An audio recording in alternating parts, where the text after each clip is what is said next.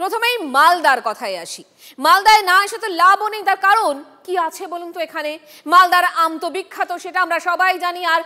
আর কোন মধু আছে? না হলে বারবার কেন এই মালদার নেতারা টার্গেট হবেন, তাও আবার শাসক নেতা? দুলাল সরকার খুন হলেন 3 মাসও হয়নি, এর মধ্যেই ইংরেজবাজার পুরসভার চেয়ারম্যান কৃষ্ণেন্দু নারায়ণ চৌধুরীকে হুমকি ফোন। 20 পেটি না দিলে পরিবার সমেত খুনের হুমকি। কার হুমকি? এটা আরও আশ্চর্যের। ডি কোম্পানি, মাথায় দাউদ ইব্রাহিম। 8-এর দশক থেকে মুম্বাইয়ের ত্রাস। সেই ডি কোম্পানির নাম করেই নাকি হুমকি ফোন মালদায়। ইংরেজবাজার পুরসভার চেয়ারম্যান কৃষ্ণেন্দু নারায়ণ চৌধুরীকে ফোনে হুমকি, 20 পেটি ভেজনা পড়েগা, নেই তো ঠোক দেঙ্গে। শুধু কৃষ্ণেন্দু নারায়ণ নয়, তার পরিবারকেও খুনের হুমকি। অভিযোগ, 2 দিন ধরে মেসেজ পাঠানো হচ্ছিল, সাড়া না দেওয়ায় শুক্রবার সকালে সরাসরি ফোন।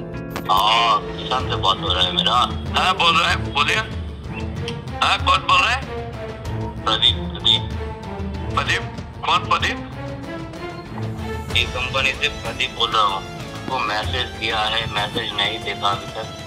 क्या बात बोल रहा हूँ आप वो? हाँ बोलिए, आपको क्या हुआ? देखिए भेजना पड़ेगा। किसको भेजना पड़ेगा आपको? क्यों? টাকা না পাঠালে পরিবার সমেত খুনের হুমকি। तो तुम और तुम्हारा फैमिली। हाँ हेलो हेलो। हाँ हाँ सोच लेना क्या होगा, कल सुबह रेडी रहना। आप आगे आइए ना, ये बात कीजिए। ठीक है ठीक है। ফোন কি সত্যি ডি কোম্পানি থেকে এসেছিল, নাকি ডি কোম্পানির নাম করে কেউ ফোন করলো? পুলিশে এফআইআর তৃণমূল নেতার। কোম্পানির নাম বলছে, আমাকে বললো প্রদীপ, ডি কোম্পানি কা পুলিশকে আমরা জানাই, ইংরেজবাজার থানাকে, এবং এখানে এফআইআরও করিয়ে। পুলিশ কি কি ব্যবস্থা নিয়েছে এখনো পর্যন্ত? পুলিশ আসছে, ইনকোয়ারি করছে, আমার কাছ থেকে জেলা হোয়াটসঅ্যাপ আছে ওগুলো দিয়েছি। কৃষ্ণেন্দু নারায়ণের মুখে পরিবারের কথা, ভয় পাচ্ছেন কি? ফ্যামিলি আছে তো, আমার বাড়িতে দাদা ভাই বউ আমার সব আছে, আমার একটা পালিত কন্যা আছে। সেগুলো থেকে কিছু একটা হতে পারে না? এখন তো আমি যা করা পুলিশ দেখছে। মালদায় অপরাধের অন্ত নেই, বারবার টার্গেট তৃণমূল নেতারা। বছরের শুরুতেই ইংরেজবাজারে গুলিতে খুন হন তৃণমূল নেতা দুলাল সরকার। দৌড় করিয়ে ওই নেতাকে খুন করে দুষ্কৃতীরা।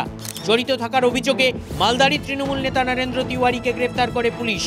ঠিক 1 মাস পর বিস্ফোরক অভিযোগ মানিকচকের তৃণমূল বিধায়ক সাবিত্রী মিত্রের। গাড়িতে হামলার অভিযোগ, ঘিরে ধরে গুলি চালানোর ছক অভিযোগ করেছিলেন সাবিত্রী। আমাদেরকে প্রথমটা ধাক্কা মেরে আমরা হয়তো পড়ে গেলে গর্তে এরা গুলি টুলি চালাতো, আর না হলে এরা পরবর্তীকালে থামিয়ে আমাকে চারদিক থেকে গাড়িটা ঘেরত। এই জন্য এরা আমার সামনে থেকে আপনাকে ঘিরে ধরে গুলি মারার পরিকল্পনা ছিল? হ্যাঁ হ্যাঁ। এবার হুমকি ইংরেজবাজার পুরসভার চেয়ারম্যানকেই। 2রা জানুয়ারি দুলাল সরকার খুনের তিনি মালদার এসপির ভূমিকা নিয়ে ক্ষোভ প্রকাশ করেছিলেন মুখ্যমন্ত্রী মমতা বন্দ্যোপাধ্যায়। আপনার ওখানে তো আজকে আমার একজন পুরো সহকর্মীকে মার্ডার হয়ে গেল এসপির অপদার্থতার জন্য। আপনার ওখানে তো আজকে আমার একজন পুরো সহকর্মীকে মার্ডার হয়ে গেল এসপির অপদার্থতার জন্য। মালদার পুলিশ সুপারকে সরাননি মুখ্যমন্ত্রী, বহাল তবিয়াতেই এসপি। এদিকে অপরাধের ঘটনা বেড়েই চলেছে। নতুন সংযোজন, ডি কোম্পানির নাম নিয়ে হুমকি ফোন। সুব্রতোষ ভট্টাচার্যের রিপোর্ট, TV9 বাংলা। শুনলেন তো, ডি কোম্পানির নাম করে হুমকি ফোন। কি বলছেন বিরোধীরা, শোনাবো বিজেপি নেতা সজল ঘোষের প্রতিক্রিয়া।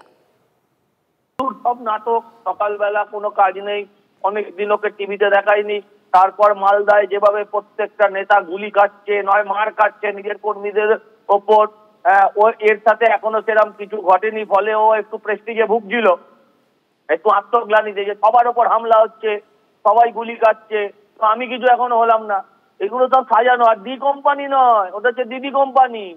যে তুমি যা কামাবে তার 25% নিজের পেটের জন্য রাখবে, আর বাকি 75% দলকে দেবে, মানে কালীঘাটে পাঠাবে। ওই সেই 75% চাইছিল।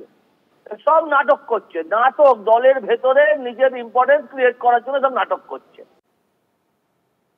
বিরোধীরা তো বলবে, এবার মালদার স্থানীয় নেতারা তারা কি বলছেন, তাদের বক্তব্য শুনুন।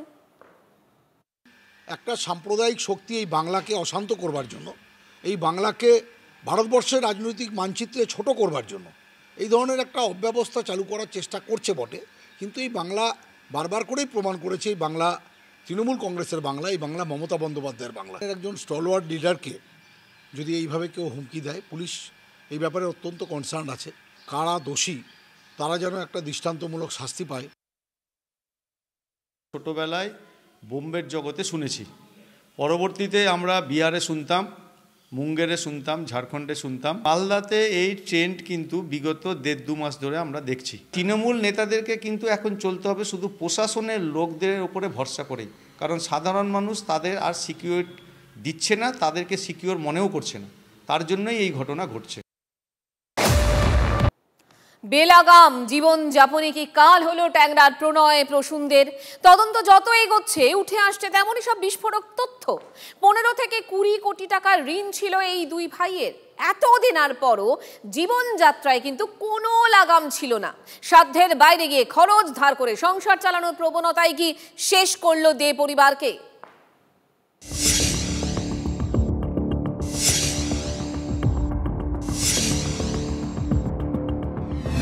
ঝা চকচকে বাড়ি গাড়ি ট্যাংরার দে পরিবারকে বাইরে থেকে দেখে বোঝার উপায় ছিল না তাদের আর্থিক টানাপোড়েন থাকতে পারে। কিন্তু তদন্ত যত এগোচ্ছে ততই বেরিয়ে আসছে আসল চেহারা। 1-1.5 কোটি নয়, বাজারে 15 থেকে 20 কোটি টাকা দেনা ছিল প্রণয় প্রসূনের। ঋণ এতটাই চরমে পৌঁছেছিল যে ট্যাংরার বাড়িটিও বন্ধক রাখেন তারা। বোলপুরের সম্পত্তি বিক্রির চেষ্টা করা হচ্ছিল বলেও সূত্রের খবর। 18 ফেব্রুয়ারি বাড়িতে আসতে বলা হয়েছিল বেশ কয়েকজন পাওনাদারকে। মঙ্গলবার যখন পাওনাদাররা ডাকাডাকি করছেন তখন বাড়ির ভিতর পড়েছিল 2 গৃহবধূ রমি, সুদেশনা আর কিশোরী প্রিয়ম্বদার দেহ। বাড়িতেই ছিলেন প্রণয় প্রসূন এবং নাবালক ছেলে। কেউ সাড়া দেননি। সন্ধ্যাবেলা 6টার সময় ফোন করছিলাম ওনাকে, দাদা ফোনে পাইনি। তারপরে সন্ধ্যাবেলা আমি কালকে নিজেরই এসেছি। 30 লাখ। পাওনাদারদের অনেকেই বলছেন প্রণয় প্রসূন জানিয়েছিলেন রাশিয়া ইউক্রেন যুদ্ধের জন্যই তাদের ব্যবসার এই অবস্থা। আমার রাশিয়াতে আমি মাল পাঠিয়েছি, আমার ওখান থেকে পেমেন্ট আসছে না, রাশিয়া ইউক্রেনের যুদ্ধে টাকা আটকে গেছে। এটাই ম্যাক্সিমাম টাইম আমাদেরকে বলেছে, আর অরিজিনালি উনি কাউকেই পেমেন্ট করতে পারেনি। পুলিশ এখনও বুঝতে পারছে না যে তার অ্যামাউন্ট কত। তা জানার জন্য একদিকে যেমন ব্যাংক, অন্যদিকে ফিনান্স এজেন্সির থেকে তথ্য সংগ্রহ করা শুরু করলো। মূলত কত টাকা দেনা যেমন জানতে চায়, পাশাপাশি এটাও জানতে চায় যে এই দে পরিবারের 2 সদস্য কাদের ধার দিয়েছিলে। এতদিনে এটা স্পষ্ট হয়ে গিয়েছে যে গলা পর্যন্ত দেনায় ডুবেছিল ট্যাংরার এই পরিবার। কিন্তু তাদের জীবনযাত্রায় তার প্রভাব পড়েছিল কি? জানা যাচ্ছে চামড়ার ব্যবসা করে বিপুল সম্পত্তি করেছিলেন প্রসূন প্রণয়ের বাবা। বাবা মারা যাওয়ার পরই শুরু হয় বেলাগাম জীবনযাপন। ঋণ নিয়ে চলতে থাকে বিলাসবহুল লাইফস্টাইল। ব্যবসায় মন্দা দেখা দিলেও বিলাসিতায় ছেদ পড়েনি। কোম্পানির টার্নওভার বেশি দেখিয়ে একের পর এক ব্যাংক থেকে নেওয়া হয় ঋণ। প্রতি 2 বছর অন্তর বদলাতেন গাড়ি। বিদেশ ভ্রমণও চলেছে নিয়ম করে। বাড়তে থাকে পাওনাদারদের সংখ্যা। একের পর এক সম্পত্তিও বিক্রি করে ফেলেছিলেন 2 ভাই। কবে থেকে এমন অবস্থা হলো 2 ভাইয়ের? কারখানার কর্মীরা বলছেন, হ্যাঁ, ব্যবসা বলতে দুর্গাপুজোর পর থেকে একটু ডাউন ছিল। পুজোর পর থেকে, পুজোর আগে অবধি ঠিকঠাক কাজ ছিল, তারপর তো একটু ডাউন হয়ে গেছিল। কারণ কোম্পানির জায়গায় থাকতো, নিজের মতন গাড়ি করে আসতো, লাভতো, অফিসে বসতো, আবার অফিস থেকে নিজের হিসাব কিতাব করে আবার চলে যেত। না, এই লকডাউনের পর থেকে একটু ঢিলা হয়ে গেছিল, তারপর পুজোর পর থেকে আরও মোটামুটি ঢিলা হয়ে গেছে। আগে কিরকম পার ডে ব্যবসা ছিল, এখন কিরকম? আগে তো ভালোই ব্যবসা। পুজোর পর থেকে এই মাসে হয়তো 1-2 আসে, যেমন রিসেন্টলি 7-8 জন মাল নিয়ে গেছে। এখানেই প্রশ্ন উঠছে, সাধ্যের বাইরে গিয়ে বিলাসবহুল জীবন, ধার দেনা করে হলেও সংসার চালানোর প্রবণতা, এটা কি শুধুই ট্যাংরার দে পরিবারের ছবি, নাকি সমাজের একটা বড় অংশের বাস্তব? সামাজিক দৃষ্টিভঙ্গিতে তারা কখনোই চাইবে না যে তাদের যে পদমর্যাদা, যে সামাজিক মর্যাদা ছিল সেটা কমে যাক। তা সেটা তারা প্রথম দিকে, এটা হিউম্যান সাইকোলজি, তারা they will try to maintain, সেই জায়গাটাকে তারা মেনটেন করার চেষ্টা করবে। এটা অনেক সময় তারা জেনে বুঝেই করে, তারা রিস্ক টেকিং বিহেভিয়ার হিসেবে করে, যেটা ঠিক আছে আমাদের ব্যবসা আছে, ব্যবসা থাকবে, আজকে নাহলে আমাদের ব্যবসা ডাউন আছে, পরবর্তীকালে হয়তো ব্যবসা আবার উঠে যাবে। সেখানে অনেক সময় মিসক্যালকুলেশন হয়। আয় বুঝে ব্যয় করলে হয়তো ট্যাংরার পরিবারের এই পরিণতি হতো না। সুপ্রিয় গুহ ও সুশোভন ভট্টাচার্যের রিপোর্ট, TV9 বাংলা। ট্যাংরা নিয়ে আলোচনার মধ্যেই আবার বীরভূমের মোহাম্মদ বাজারে মা আর 2 শিশুর রহস্য মৃত্যু। ঘর থেকে উদ্ধার হয়েছে রক্তাক্ত দেহ। খুনের অভিযোগ, দেহ নিয়ে যেতে পুলিশকে বাধা। আগুন জ্বালিয়ে রাস্তা অবরোধ করলো গ্রামবাসীরা এবং একজনকে আটক করে জিজ্ঞাসাবাদও করলো পুলিশ। ট্যাংরার দে পরিবারের নৃশংস পরিণতি দেখে শিউরে উঠেছে বাংলা। পরতে পরতে উঠে আসছে রহস্য।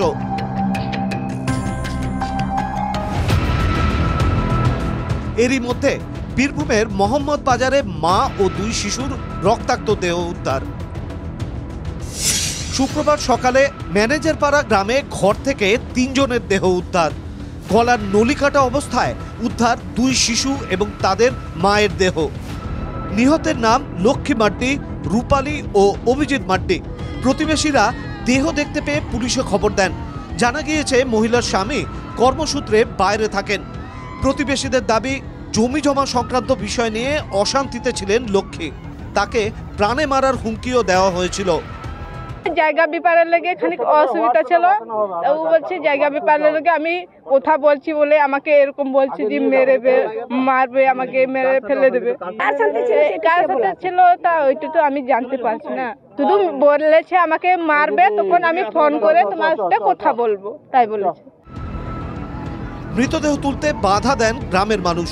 পুলিশ কুকুর এনে তদন্তের দাবি জানান তারা। খবর পেয়ে ঘটনাস্থলে যান বিজেপি জেলা সভাপতি ধ্রুব সাহা। গ্রামবাসীদের সঙ্গে 14 নম্বর জাতীয় সড়ক অবরোধ করেন বিজেপি নেতৃত্ব। সকাল 11টা থেকে অবরোধ শুরু হয়। রাস্তার মধ্যে আগুন জ্বালিয়ে চলে বিক্ষোভ।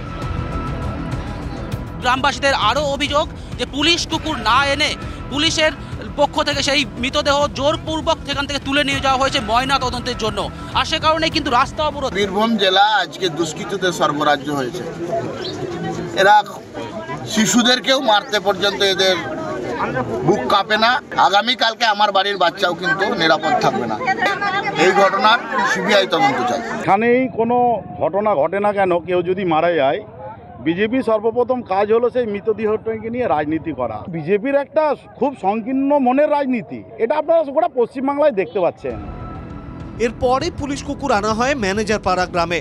পুলিশ বাড়িটি ঘিরে রাখে। পুলিশ কুকুরকে ঘরের ভিতরে চারপাশের এলাকায় ঘোরানো হয়। জঙ্গল পেরিয়ে কিন্তু যেই পাড়াতে ঘটনা ঘটেছে ঠিক তার পাশের পাড়ার একটি গলি রাস্তার মধ্যে কিন্তু এই মুহূর্তে সেই পুলিশ কুকুর প্রবেশ করেছে। NH-40 দিকে যাচ্ছে, অর্থাৎ যে ব্যক্তি এই কাজ করেছেন সে এই রাস্তা দিয়েই গেছেন, এমনটাই কিন্তু প্রাথমিকভাবে মনে করা হচ্ছে। জাতীয় সড়কে ঘণ্টা 3 ধরে বিক্ষোভ চলে। কেন নৃশংসভাবে খুন করা হলো 3 জনকে খতিয়ে দেখছে পুলিশ। বীরভূম থেকে হিমাদ্রি মণ্ডল, TV9 বাংলা।